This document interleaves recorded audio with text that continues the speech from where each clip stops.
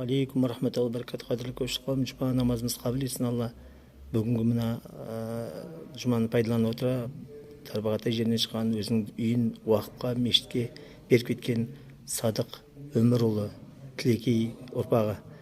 Сол кісі жөнінде айтқым келіп тұр. Бұл кісі 1898 жылы Тарбағатайда дүниеге келген. 1979 жылы сол Тарбағатай дүниеден озып Ахметбұлақ ауылында жерленген. Туған жері сол Ахметбұлақ ауылы, Шығыс Қазақстан облысы, Тарбағатай ауданы. Сол кісі 1928 жылы 30 жылдардағы сол қиын кездерде Қытайға асып, сол жерде Дүрбілжін, сол жақ Дүрбілжінде Шәуешекте Абдрахман Байысов деген үлкен ғұламадан дәріс алған, ілім алған. Содан қайтадан ал бері қарата өткен уақыттарда, 62 жылдар өткен уақыттарда сол кезде үйін мешітке беріп кеткен екен сол ақсақалға. Абдрахман Байысов 25 жыл Мединеде оқыған, Меккеде оқыған үлкен ғұлама. Ол кісі Құран аударған, Зайсанда указной молда болған.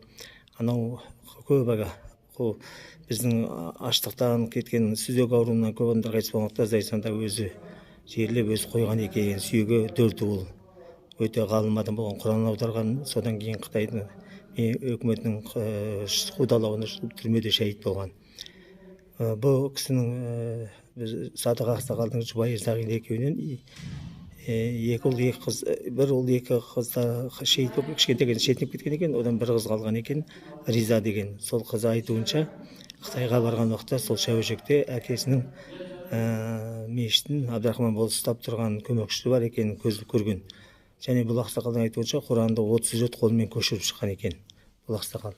Алла тағала разы болсын. Бұл кісі өзі дін жолында сондай ықыласты кісі болған. 1970 дүниеден озды. Осы алтын көпір болған кісілер біздерге дінімізді жеткізіп кетті. Жандары жәннатта болсын. Алла тағала рахметіне бөлесін.